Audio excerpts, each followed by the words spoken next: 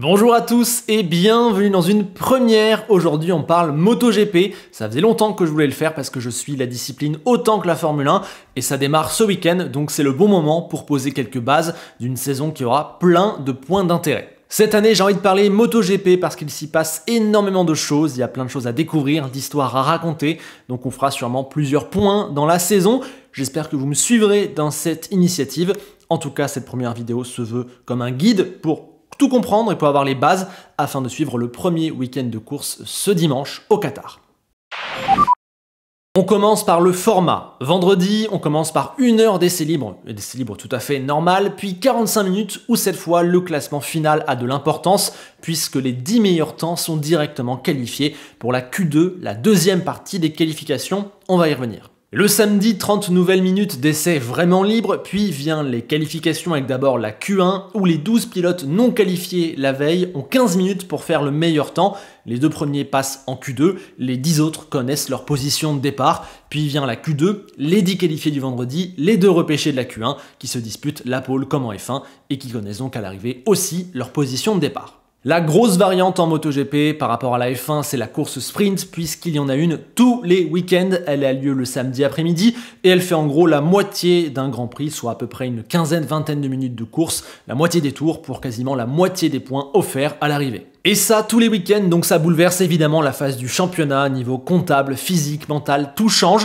Et il faut aussi noter qu'il n'y a qu'une seule qualification qui donne les 2 grilles. Donc si tu te qualifies 7ème le vendredi, tu pars 7ème pour le sprint et 7ème pour le Grand Prix. Un Grand Prix qui a bien sûr lieu le dimanche, alors le matin on a quand même 10 minutes de warm-up, une chose qu'on ne voit plus en Formule 1, et donc un Grand Prix qui va durer environ 40 minutes, 35, 120 km maximum, et donner un barème de points un peu plus élargi que la Formule 1, car là les 15 premiers sur 22 pilotes marquent des points. En MotoGP, pas d'arrêt au stand, et oui, il n'y a pas forcément besoin, mais attention, il y a quand même de la stratégie, puisque les pneus fournis par Michelin sont aussi des pneus soit tendres, soit médium, soit hard, et il faut donc bien faire son choix par rapport à la dégradation. Et à noter aussi, très important, qu'on peut dépareiller avant et arrière, mettre un soft à l'avant, un médium à l'arrière si on veut. Il n'y a qu'un seul cas où on voit les pilotes changer de pneus entre guillemets, c'est lorsqu'il se met à pleuvoir ou qu'il s'arrête de pleuvoir, et donc du coup ils repassent au stand et font ce qu'on appelle un flag to flag. Ils sautent de leur première moto à leur deuxième moto, puis chaque pilote a 2 motos, et la deuxième moto est équipée soit des pneus pluie, soit des pneus secs en fonction des besoins. Et donc voilà, ils sautent de l'une à l'autre, c'est extrêmement spectaculaire. Généralement c'est dans ce genre de scénario qu'on voit les meilleures courses. Côté calendrier, 21 Grands Prix au programme, un record, il devait même y en avoir 22, mais l'Argentine a été annulée. On note quand même qu'on a une petite astérix sur le Kazakhstan, qui aussi l'an dernier était prévu, mais a été annulé car pas encore prêt. On devrait visiblement y aller pour la première fois cette année. Vous le voyez, ça démarre au Qatar, puis petite escale au Portugal, avant de passer par les États-Unis et ensuite la grande tournée européenne. Vous voyez aussi qu'il y a une énorme tournée asiatique qui est très condensée en termes de dates et c'est vraiment là où peut se perdre ou se gagner le championnat. C'est un peu le Boxing Day de la moto et le grand final se fait toujours à Valence en Espagne en novembre. Pour le reste, si vous suivez la F1, vous ne serez franchement pas dépaysé, puisque voilà, avec les paddocks, avec les contrats, les pilotes, les interviews, la manière de fonctionner, les 2 disciplines sont vraiment très proches. Il y a même des liens très forts entre Stefano Domenicali et Paolo Campinotti, le patron de Pramac.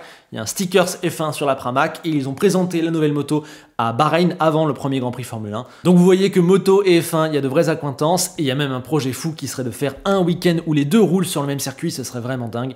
Je pense qu'on n'a pas fini d'entendre parler d'un potentiel rapprochement.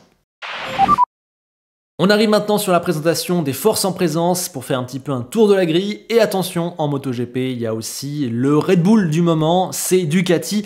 Alors, c'est pas aussi écrasant et il y a bien plus de batailles. Physionomie des machines et de la typologie de course oblige et aide évidemment, mais ils ont remporté 28 des 40 derniers Grands Prix et l'an dernier 16 des 20 courses. Donc ouais, ils sont clairement pour l'instant au-dessus du game assez largement. Ce qui les renforce, c'est non seulement une maîtrise technique au-dessus du lot, avec notamment Gigi Dall'Igna, qui pourrait être un peu qualifié du Adrian Newey actuel du MotoGP, mais ce qui aussi leur permet d'être devant et de scorer énormément de points, c'est qu'ils ont 4 équipes et donc 8 motos. Ouais, je vais vous expliquer comment c'est possible. En moto, chaque constructeur, chaque écurie d'usine, chaque factory peut avoir ce qu'on appelle des écuries satellites, des sortes d'équipes B à qui il fournit des motos et qui du coup existent dans le paddock, ramènent des points pour le compte de leur écurie propre, mais qui sont rangés sous la bannière du constructeur Ducati ou Yamaha ou Honda. Et les liens sont très libres, c'est pas comme Racing Bulls et Red Bull en Formule 1 qui doivent respecter quelque chose de vraiment très strict, non là c'est vraiment beaucoup plus fluide, et donc pour le clan Ducati, il y a donc non seulement Ducati, les motos rouge, la maison mère, mais il y a aussi Pramac, VR46, l'équipe de Valentino Rossi évidemment, et la petite écurie Gresini. Et là où ça devient encore plus intéressant en MotoGP, c'est que Ducati fournit 4 nouvelles motos chaque année. Les motos 2024 cette saison, elles sont pour les 2 pilotes Ducati et les 2 pilotes Pramac. Les pilotes VR46 et Gresini, eux, ils auront les 4 motos 2023. Et la moto 2024 a l'air d'être très bien née, ce qui devrait nous permettre d'assister à la deuxième édition du duel de la saison dernière, le duel entre Francesco Bagnaia de Ducati et Jorge Martin de Pramac. Pour l'instant, avantage à Pecco qui vient donc d'enchaîner son 2e titre de champion du monde et qui semble aujourd'hui au sommet de sa forme, mais le Martinator a surpris l'an dernier en étant capable de le tenir jusqu'au dernier Grand Prix et en passant un vrai step, lui qui d'habitude n'était pas vraiment très régulier. Il reste un peu un chien fou et s'il marque souvent plus les esprits en sprint qu'en course, c'est assez symbolique de son type de pilotage et de sa personnalité. Malgré tout, en début de saison, le scénario le plus probable, c'est qu'on assiste à Martin Bagnaia, épisode 2. Mais attention, il y a 2 hommes qu'il ne faut pas négliger à l'intérieur même du clan Ducati. D'abord Marco Bezzecchi, qui a gagné 3 fois l'an dernier et terminé 3e du championnat, et qui à un moment donné était candidat sérieux au titre.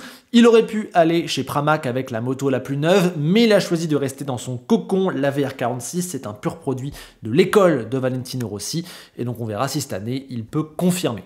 L'autre bonhomme, c'est Enea Bastianini, le coéquipier de Bagnaia chez Ducati, qui était lui la révélation de la saison 2022, où il avait gagné ses premières victoires chez Gresini avant de passer chez Ducati, mais l'an dernier, il s'est blessé dès la première course sprint, et je crois qu'il a manqué au total 9 des 20 week-ends, bref, une saison vraiment tronquée qui nous a privés d'un beau duel interne chez les Rouges, qu'on espère voir cette saison. Il peut être le dynamiteur du MotoGP, en tout cas l'an dernier sur la fin de saison, il a gagné sa première course en rouge en Malaisie, et on espère qu'il sera à ce niveau-là toute l'année. Mais attention, dans le clan Ducati, il y a maintenant un intrus, Marc Marquez, le 8 fois champion du monde dans 7 en MotoGP, qui vient de quitter son écurie de toujours Honda. Il n'a plus gagné depuis fin 2021 et vient de vivre 4 saisons très compliquées. Tout remonte au premier Grand Prix de la saison 2020. Il tente de chasser Quartararo pour la victoire et chute, se fracture l'humérus. Derrière, malheureusement, il veut revenir trop vite, se reblesse et les soucis de santé s'aggravent. Il va traîner ça pendant très longtemps.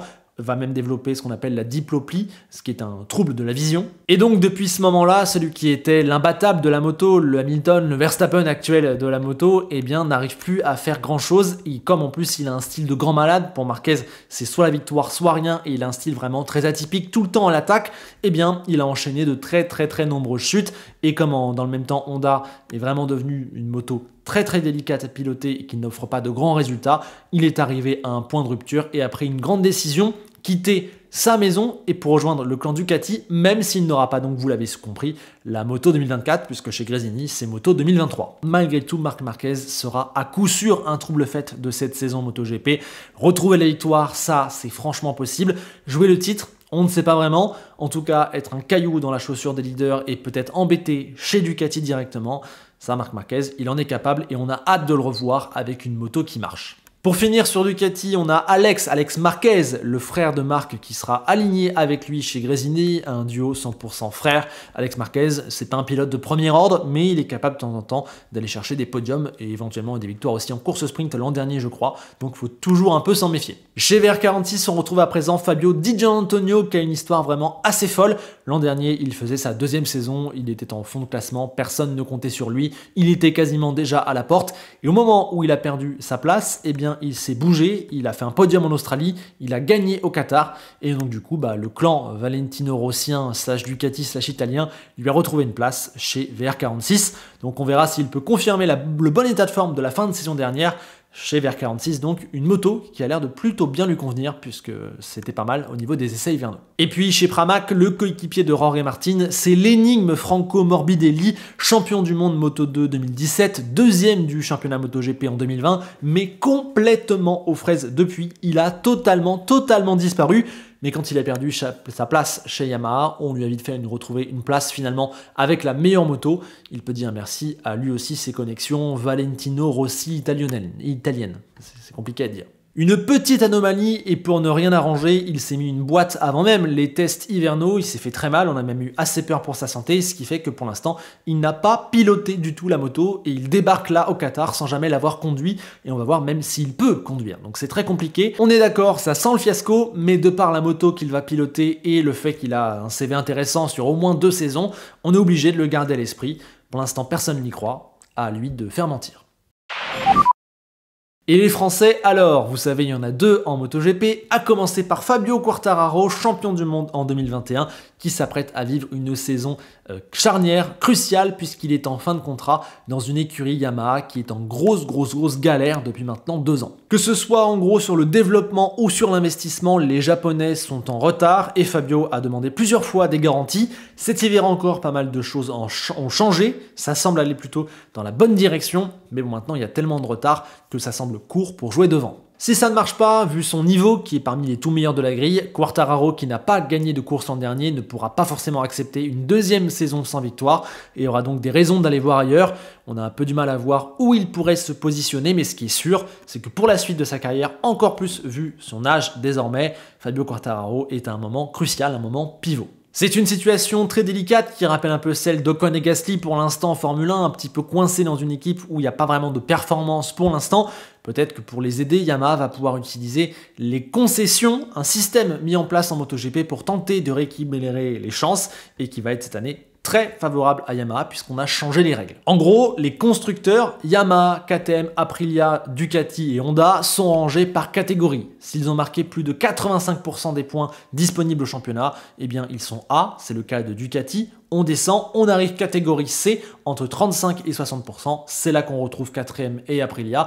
Et en dessous de 35% des points inscrits, c'est la catégorie D où il y a Honda et Yamaha. Et être en D, ça offre énormément d'avantages. On peut utiliser 10 moteurs sur la saison au lieu de 8, et en plus on peut le faire évoluer, alors pour les autres catégories, il est gelé. On peut aussi amener 3 nouveaux carénages sur la saison au lieu de 2 pour les autres. Le carénage en gros, c'est le package aéro de la moto. Et c'est aussi avoir 260 trains de pneus pour faire des tests quand on veut sur tous les circuits du calendrier avec les pilotes titulaires qui peuvent participer, quand les autres catégories ont moins de pneus disponibles et elles ne peuvent pas faire rouler leurs pilotes titulaires et pas où elles veulent. Donc vraiment, énorme avantage pour faire développer la moto et Yamaha a donc la pression parce qu'avec ses avantages et la pression de Quartararo, il faut délivrer une meilleure moto rapidement. On note aussi que Fabio Quartararo a un nouveau coéquipier, Alex Rins, qui arrive de Honda et qui a déjà gagné des courses en MotoGP. On a hâte de voir ce que ça va donner. Johann Zarco, lui, ouvre un nouveau chapitre de sa carrière, peut-être le dernier, puisqu'il a maintenant 34 ans, ce qui fait lui, je crois, le 2e pilote le plus vieux du plateau. Eh bien, Johann Zarco, il vient de quitter Pramac, qui avait donc la meilleure moto, avec qui il a pris sa première victoire l'an dernier, ainsi que 5 autres podiums et la 5e place du général, pour rejoindre LCR Honda, l'équipe satellite de Honda, qui, on va le dire, Honda est en grande difficulté récemment. Ils sont en catégorie D, comme Yamaha, si on reprend l'exemple des concessions. Alors pourquoi ce choix? Eh bien car contrairement au clan Ducati, là on lui proposait un contrat sur du long terme, au moins 2 ans, où il sera la pièce centrale du projet pour tenter de reconstruire Honda, alors que chez Ducati, ça aurait été un contrat d'1 an, pas forcément chez Pramac, et avec autour de lui quasiment que des jeunes loups où tout le monde se bat pour avoir le meilleur siège. Par rapport au moment de la carrière de Zarco, c'était pas forcément peut-être le truc le plus attirant. Johann, il est très expérimenté et il est aussi très technique, très cérébral. Il passe beaucoup de temps à donner son retour technique sur la moto, à discuter avec les ingénieurs et au moment où ils en sont, c'est vraiment ça que souhaite Honda et c'est pour ça qu'ils l'ont fait venir, l'utiliser à la fois son talent, puisque l'an dernier il fait quand même 5e du championnat, et son retour technique pour remonter toute la famille Honda. Il ne risque donc pas forcément de jouer les podiums et les avant-postes, du moins au début, mais c'est un autre type de projet. En plus, la moto a l'air bien née et a l'air de correspondre à son style, qui est vraiment particulier, et un style qui n'avait pas totalement pu mettre à profit sur la Ducati. Là, peut-être que ça part bien, c'est en tout cas un nouveau défi qu'on suivra de nouveau cette saison avec Canal+ dans la série digitale Team Zarco. Les épisodes de la saison 1 sont en description. aller rattraper ça et la saison 2 attaquera bientôt. Et pour être complet, son coéquipier à lui, c'est le japonais Takaaki Nakagami qui attaque sa 7e saison dans l'écurie et qui pour l'instant n'a pas forcément des résultats ultra probants. Et chez Honda officiel, on retrouve toujours Joan Mir, champion du monde 2020, avec une seule victoire cette saison-là, et d'ailleurs une seule victoire dans sa carrière, qui est arrivée chez Honda l'an dernier et qui a été complètement aux fraises. Il doit relancer sa carrière sous peine de l'avoir peut-être s'éteindre bientôt. Son nouveau coéquipier, celui qui prend la relève de Marc Marquez, c'est Luca Marini, demi-frère de Valentino Rossi, qui était jusque-là chez VR46 et qui tente désormais de prendre son envol et d'être le pilote numéro 1 d'une usine, d'une équipe constructeur. On passe rapidement sur deux écuries outsiders à présent. Elles ont l'air d'être peut-être les mieux armées pour aller embêter Ducati, mais sur le long terme et sur la constance, on a le sentiment qu'elles sont pour l'instant encore un peu justes. D'abord, on a KTM qui collabore d'ailleurs étroitement avec Red Bull F1 et qui propose souvent de sacrées innovations, que ce soit sur ou en dehors de la piste, et qui a en tout cas un vrai style. Ils sont souvent capables d'aller embêter pour des podiums, des victoires et de surprendre un peu. Mais comme je le disais, sur la longueur du championnat, on les imagine mal être champion par exemple. C'est un peu le même topo pour leurs deux pilotes. D'abord le sud-africain Brad Binder, 4e du dernier championnat, qui a gagné déjà 2 fois. Un vrai poil à gratter qui, on espère, pourra passer encore un step. Et ensuite, il y a l'Australien Jack Miller qui a plus d'expérience puisqu'il a passé 9 saisons, dont 8 chez Ducati. Et il a déjà gagné 4 fois. C'est un bel atout pour évidemment KTM. Mais attention, je trouve que ces 2 dernières saisons laissent un petit peu à désirer. Il a été un peu presque sur la sellette l'an dernier. Il a en tout cas des choses à prouver cette année. Il doit hausser le niveau. Et puis l'autre équipe dans ce style, un bel outsider, c'est Aprilia qui a gagné 2 fois en 2023 aux mains d'Aleix Espargaro, le plus vieux pilote du plateau, extrêmement expérimenté, et qui d'ailleurs, il l'a dit lui-même, fera peut-être là sa dernière saison. Maverick Viñales, lui, n'a pas encore gagné chez Aprilia, mais l'a déjà fait 9 fois en MotoGP, un pilote sur qui on fondait beaucoup d'espoir il y a quelques saisons, qui s'est un petit peu perdu, et qui devra cette année montrer qu'il est capable peut-être de jouer dans la cour des très grands. Lui, il est appelé à devenir un très grand et il est l'une des très bonnes raisons de suivre le MotoGP cette saison parce qu'il est peut-être déjà la relève. On parle de Pedro Acosta, éblouissant champion Moto3 en 2021 et qui a aussi été champion dès sa 2e saison en Moto2 l'an dernier en étant encore plus dominateur. C'est la pépite du moment en moto. Le voilà maintenant dans la catégorie reine chez Tech 3 Red Bull KTM Gaz. En gros, c'est l'écurie satellite de KTM et on verra dès sa première saison ce qu'il peut faire, s'il peut aller chercher quelques records de précocité, nous éblouir. En tout cas, aux essais hivernaux, il avait déjà l'air à l'aise et voilà, Pedro Acosta, c'est le prochain gros pilote du MotoGP. À voir à quel point dès cette première année, il peut le montrer ou pas. Ce qui est intéressant, c'est que chez Gaz, il sera accompagné du meilleur jeune pour l'instant sur le plateau, c'est Augusto Fernandez qui a fait très bonne impression l'an dernier. Donc bataille de potentiel relève chez Gaz, on va suivre ça de très près. Et puis, dernière équipe, une nouveauté, puisque RNF, qui était le satellite de Aprilia, a été exclu pour des raisons juridiques et techniques, une affaire un peu floue, en tout cas, ils ne sont plus là, et ils ont été remplacés par un truc auquel on ne s'attendait pas du tout, Trackhouse Racing, une écurie américaine qui est présente en NASCAR depuis quelques saisons seulement, et qui là, se lance en moto. Ils ont déjà un style bien à eux, et franchement, ça va être un truc totalement nouveau et totalement curieux sur la grille, on a hâte de voir ce que ça peut donner. À bord, on retrouve l'autre Fernandez, Raoul, qui n'a pas de lien de parenté avec Augusto et qui en 2 saisons n'a pour l'instant pas montré grand chose, on verra s'il est capable de faire mieux. Et il y a aussi le portugais Miguel Oliveira qui a déjà gagné 5 fois je crois en MotoGP et qui est notamment excellent sur la pluie. C'est un pilote duquel il faut se méfier parce que ponctuellement il est capable d'aller faire de grosses performances, ce sera intéressant pour Trackhouse. Pour être totalement complet, un mot rapide du Moto2 et du Moto3 qui accompagnent chaque week-end de course sur les 4 coins du monde, le MotoGP, et il y a toujours d'excellentes courses à suivre, notamment le Moto3 où ils sont toujours 15 à se coller jusqu'au dernier tour et ça se joue dans le dernier virage. Quelques noms rapides à surveiller. En Moto2, on a d'abord Fermín Aldeguer, 18 ans, protégé de la famille Ducati et qui a déjà été plus ou moins annoncé chez Pramac en tant que titulaire pour la saison 2025, donc il va devoir assurer cette saison en moto où il devra jouer le titre. Il devra retrouver celui qui a terminé juste devant lui et donc vice-champion l'an dernier, Tony Arbolino. Et je vous balance quelques noms de pépites comme ça. Aaron Canet, Celestino Vietti, Ayogura et puis les rookies vraiment très bons qui montent du Moto3. Le champion Raume Massia, on a aussi Ayumu Sasaki et le petit turc Denis Ongju. On a hâte de voir tous ces pilotes. En Moto 3 non plus, ça ne manque pas de pépites, on surveillera les redoublants qu'on attend aux avant-postes, David Alonso, Daniel Olgado, Ivan Ortola, on aura aussi un œil sur Colin Weiger ou Diogo Moreira, mais il y a aussi peut-être la nouvelle relève, le nouveau Pedro Acosta, l'Espagnol Ángel Piqueras, sensation l'an dernier puisqu'il a gagné la Red Bull Rookies Cup, qui est la 4ème division sous la Moto 3, et aussi un autre championnat, la Junior World Championship. Voilà, Ángel Piqueras, il a écrasé les juniors l'an dernier, il monte maintenant en Moto 3, et on a de voir s'il peut nous faire une Acosta, être champion direct. Voilà, ce sera l'attraction de l'année. En tout cas, voilà, j'ai fait le tour, j'ai présenté tout le monde, j'ai donné les quelques clés importantes à savoir, j'espère que ça t'a plu, n'hésite pas à mettre un like si c'est le cas, pose tes questions en commentaire s'il t'en reste, je me ferai une joie d'y répondre pour qu'on suive tous ensemble le MotoGP et le Moto2 et le Moto 3 cette année. C'est évidemment diffusé en intégralité ou ça, sur Canal+, donc n'hésitez pas à aller suivre ça. On va se régaler cette saison dès ce premier week-end au Qatar. On a parlé moto, on reparlera moto, et je vous dis à bientôt.